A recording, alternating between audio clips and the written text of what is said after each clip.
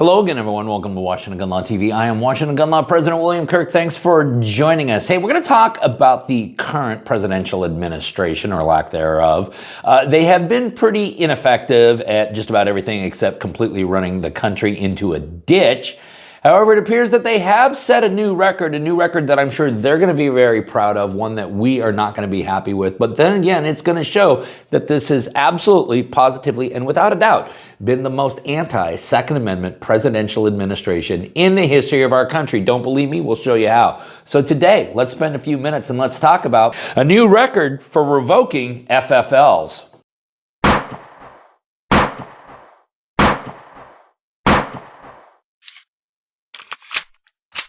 Okay, hey, before we get going too far down the road, we're going down. Let's remind everyone that this video is being brought to you by the Sonoran Desert Institute. That's right, get ready to launch your career in the firearm industry today. Get ready to arm yourself with education and get ready to defend the inalienable rights of millions of Americans nationwide through education. For more information, visit my good friends at sdi.edu or check them out in the description box below.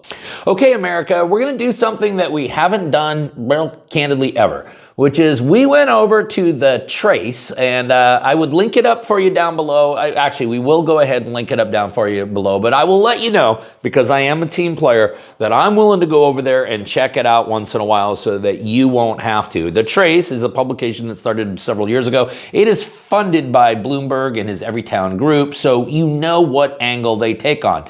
They very braggadociously started an article talking about how the Biden administration this past year has now set a new record nationwide for the most FFL, or federal firearms licenses, revoked in a single calendar year. Now, of course, the story starts off by using this amazing graph here to show you just exactly how wonderful the Biden administration has been, especially in just the last couple of years, in revoking FFLs nationwide. But one has to begin to question whether or not the ATF is getting this right. And as a matter of fact, as you start weeding through this article, what starts off on is a puff piece here for the wonderful job that the ATF is doing ultimately turns into some serious questions that even the Trace has about the way the ATF is conducting business, and about the way all of you as lawful and responsible gun owners should also be questioning this new zero tolerance policy, because that's what this article is really all about. Now, we know, when I said earlier that the Biden administration is by far the most anti-Second Amendment administration in the history of America, we weren't joking, because let us remember, there's not one, not two, not three, but 4 separate ATF rules that have been released or published under the Biden administration, all designed to basically usurp the authority of Congress and implement new gun laws. The one we're talking about here is the zero tolerance policy for FFL inspections and or violations. Now, according to the article, the Trace claims ATF spokesperson Christina Mastropasqua said that the agency had revamped its inspections programs and now is using an analytical tool to help steer resources toward inspecting gun dealers who pose a higher risk to public safety. She said the changes had, quote, increased the effectiveness of compliance inspections over the past 3 years. But you see, the analytical tools that the ATF use, well, it goes far beyond just trying to detect who the rogue gun dealers are. Because as we recall from this video, and as we probably recall from this video here, you see, the ATF started using analytical tools to also hand out the sanctions. And shockingly, the software program that they had, Spartan, spat out only one type of sanction. I wonder which one that was. As a matter of fact, even the Trace notes that once the Biden administration adopted their new zero tolerance policy, things changed significantly. The change led to a steep increase in revocations. As the Trace reported, the ATF revoked 3 times as many gun store licenses in fiscal year 2022 over the previous year, while inspecting a similar number of stores.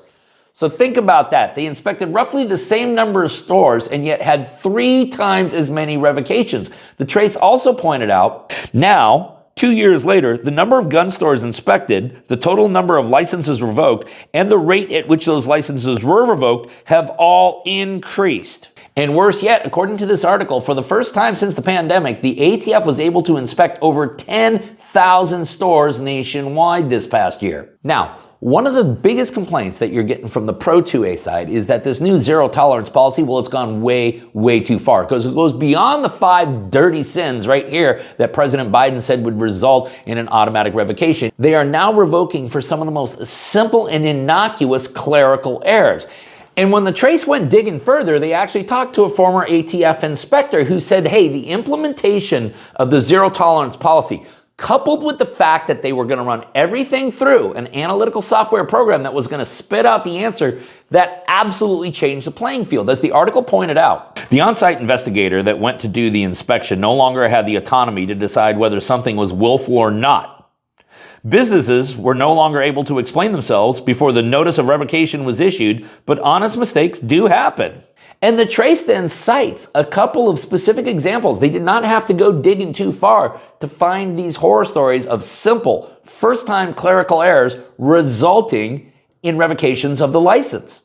Records indicate that the owners of EZ Pawn in Sheridan, Colorado had their license revoked for willfully failing to conduct a background check during a gun sale. Severin Schleiter, one of the shop's former managers, told the Trace that a background check had been conducted, but an employee had accidentally written the incorrect reference number on the federal forms. But there's more. The ATF revoked the license of Capital City Arms in Cheyenne, Wyoming for a missing document that confirmed a background check had been conducted for a sale, records show. It was the store's first inspection. But then the Trace decided to do some follow-up, and guess what? In an interview with the Trace, the store's owner, Army National Guardsman Andrew Wagnon, said that when the agency returned the packet of sales records inspectors had used to conduct their audit, he found the missing document which showed that he had conducted a background check. The agency had just skipped over it. And despite the fact that he notified the ATF said, well, there's really nothing you can do about it now except apply for a new license.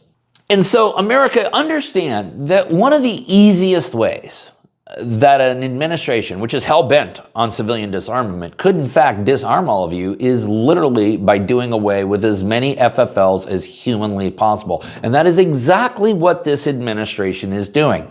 And listen, depending on where you are actually engaged in business, understand that if you look at this graph right here, yeah, there is a significant difference in the number of inspections that are being done based on geographical area. Dallas, Columbus, Kansas City, Houston, Charlotte, you guys are right there at the top of the list. So again, if you want to see the chart, which shows what the Biden administration has been able to do to the FFL industry, here it is right here. As you can see, a brand new record for the number of FFLs revoked in a single year.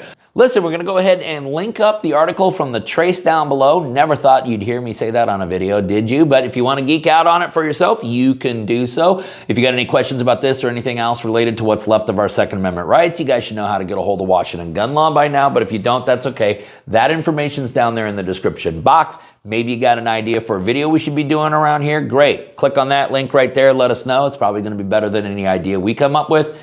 If you just want to subscribe to our monthly newsletter, the ability to do all of that is right down there in the description box. And then finally, and most importantly, let's remember that part of being the lawful and responsible gun owner, like we talk about all the time here, is to know what the law is in every situation, how it applies to you in any instance that you may find yourself. Until next time, thanks for watching and stay safe.